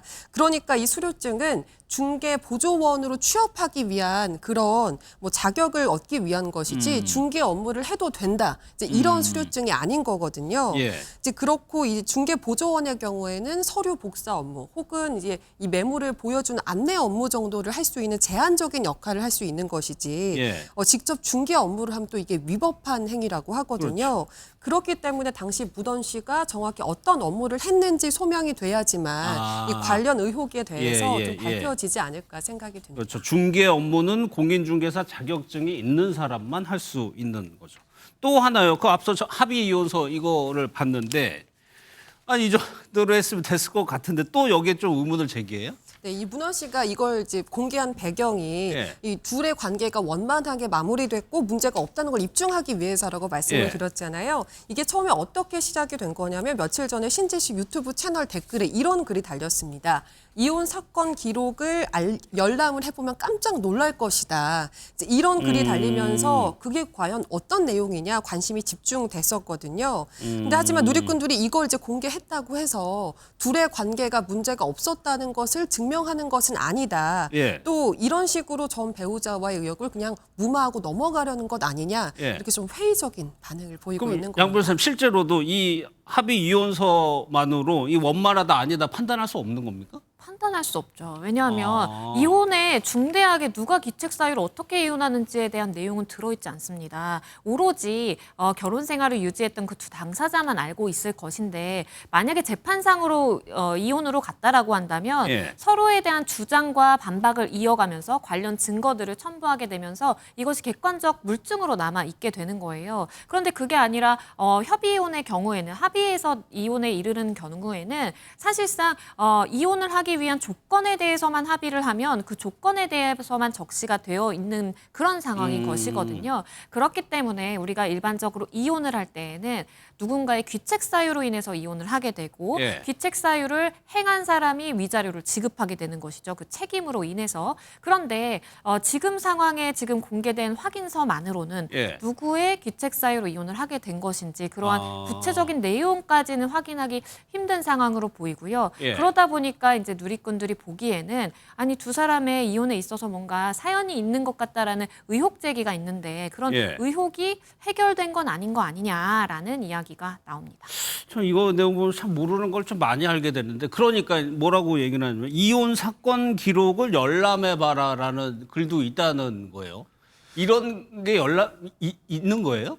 그러니까 일단 여기서 예. 이제 이혼 사건 기록을 열람해봐라 이 말은 재판상 이혼을 했을 수 있으니까 만약 그렇다면은 관련된 기록을 찾아보면 놀랄 수도 있다라는 정도의 이야기인 것 같습니다. 재판을 했다면? 네, 그렇습니다. 그래서 앞서 이제 양 변호사님이 설명을 하신 것처럼 이혼을 하는 방식은 크게 두 가지가 있습니다. 예. 당사자끼리 합의를 해서 협의를 해서 이혼을 하는 방식, 그리고 재판을 통해서 이혼을 하는 방식이 그렇죠. 있고 이제 협의를 통해서 이혼을 한다라고 하면 지금 문헌 씨가 공개를 했던 것처럼 이런 합의서가 나오게 되는 것입니다. 그리고 거기에는 사실 뭐 별다른 내용 없이 이혼 의사가 서로 합치한다는 내용 정도가 적혀 있는 거고요. 근데 반면에 재판상 이혼을 한다. 예. 이 재판상 이혼이라는 것은 누군가가 상대방에 대해서 그러니까 일방 배우자가 상대방 배우자에 대해서 당신의 책임이 크기 때문에 당신의 책임으로 이혼을 한다라는 것을 법원을 통해서 재판을 받는 것입니다. 그런 성격이기 때문에 사실 만약 재판상 이혼이 실제로 진행이 됐다. 그리고 귀책 사유를 문제 삼았다라고 한다면 상당히 이제 노골적이고 그런 디테일한 그런 귀책 내용이 사유가 있을 수 적혀 있습니다. 있다. 네, 그래서 뭐 예를 들면 상대방의 불륜 사실이 있다라고 주장을 했다라고 했을 때 관련해서 뭐 누군가와 나눈 그런 대화 내용이라든가 녹음 기록이라든가 이렇게 상당히 적나라한 그런 증거들도 포함이 되기 때문에 예. 이제 만약이라도 재판상 이혼을 했다라고 한다면 이런 사건 기록을 열람해 보라 이런 취지로 읽히긴 합니다. 하지만 뭐 이런 것들은 실제로 재판을 진행했다 하더라도 당사자가 아닌 이상 열람을 예. 할 수도 없고 지금 뭐 문헌 씨가 일단 이런 자료들을 제출한 거 봤을 때는 예. 서로 일단 합의를 해서 재판상 이혼이 아니라 협의 이혼을 거친 것으로 보이기 때문에 사실 이런 주장은 큰 의미는 없지 않나 생각이 됩니다. 당사자만 볼 수 있군요. 네. 뭐 이러다 보니까 좀 주변의 지인들도 의견을 좀 나타내고 있다면서요. 네, 평소 신재 씨의 친한 지인으로 꼽히는 홍석천 씨 그리고 같은 코요테 멤버인 백가 씨가 이번 논란과 관련해서 좀 안타깝다, 걱정스럽다 이런 반응을 남긴 건데요. 특히 백가 씨는 오늘 신재 씨와 함께 박명수 씨의 라디오에 함께 출연을 하기도 했습니다. 예. 신재 씨는 오늘 라디오에서 이런 입장을 밝혔습니다. 많은 분들의 우려와 걱정을 보면서 자신이 얼마나 많은 사랑을 받고 있는지 느꼈다라면서 앞으로 책임감을 가지고 행동하겠다. 이제 이런 입장을 밝혔고요. 백가 씨는 두 사람의 결혼을 반대하는 여론이 형성되는 것을 보면서 결혼은 좀 축복받아야 하는 것인데 그렇지 못한 반응들을 예. 보면서 옆에서 지켜보면서 좀 안타까운 마음이었다. 이제 그렇게 밝히면서 그러면서도 코요테 모두에게 보내주시는 많은 사랑에 감사드린다. 이런 말을 덧붙이기도 했습니다. 알겠습니다. 다음 사고는요. 세종시에서요. 시내버스가 사고를 낸 후에요. 좀 이상 행동을 보였다고 하는데 실제 영상을 좀 한번 보도록 하겠습니다.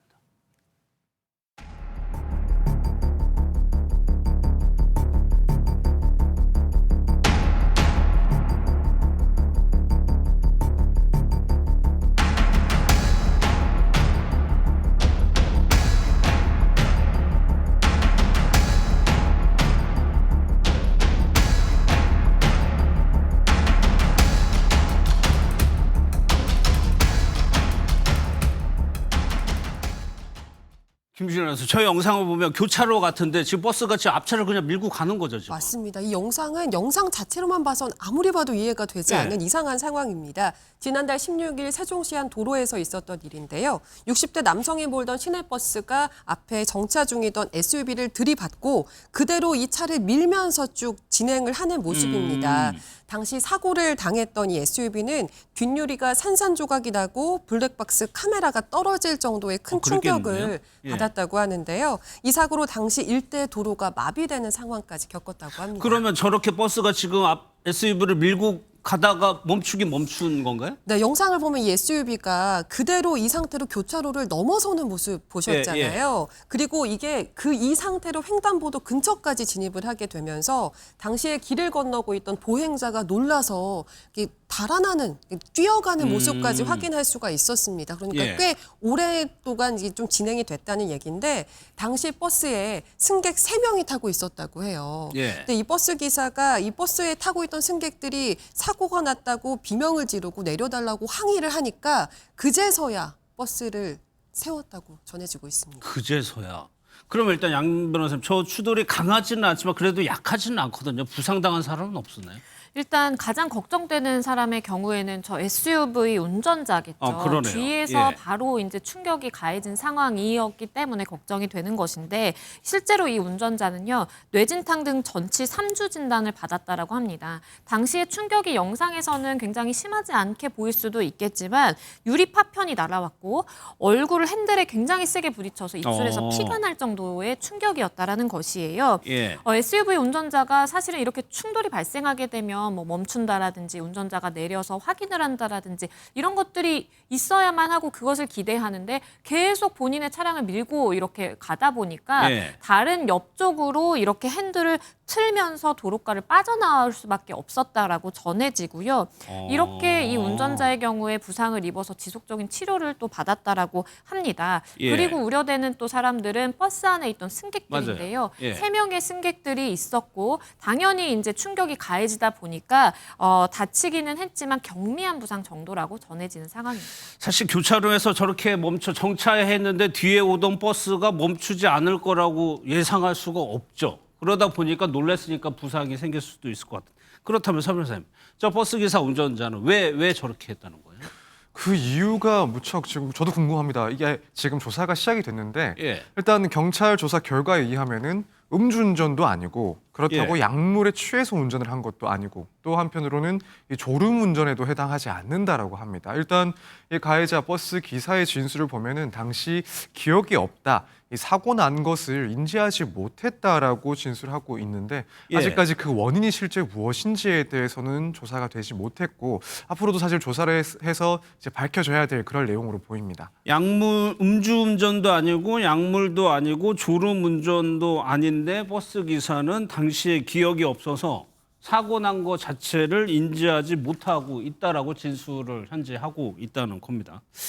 이게 경찰에서 그럼 이 문제를 어떻게 처리를 하냐 보니까 결국에는 뺑소니 혐의가 적용이 되는 건가요? 네, 그렇습니다. 일단 이런 사고가 발생했는데 어떠한 조치를 취하지 않았다. 뭐 예를 들면 사상자를 구호하지 않거나 혹은 자신의 인적 사항을 제공하지 않았다라고 한다면 우선은 사고 미조치로 처벌이 될 수가 있는데 예. 지금 이 사건 같은 경우에는 이제 상해까지도 발생한 것으로 보입니다. 이 상해까지 발생한 사고 현장에서 이탈을 했기 때문에 결국 이제 특가법상 가중처벌되는 도주 차량 운전에 해당할 수가 있습니다. 이렇게 되면 더욱더 엄중하게 처벌을 하게 되는데 이런 상해가 발생한 도주 사건이다라고 하면 최소한 1년 이상의 유기징역에 처하거나 혹은 예. 500만 원에서 3천만 원까지의 벌금을 처벌받을 수가 있습니다.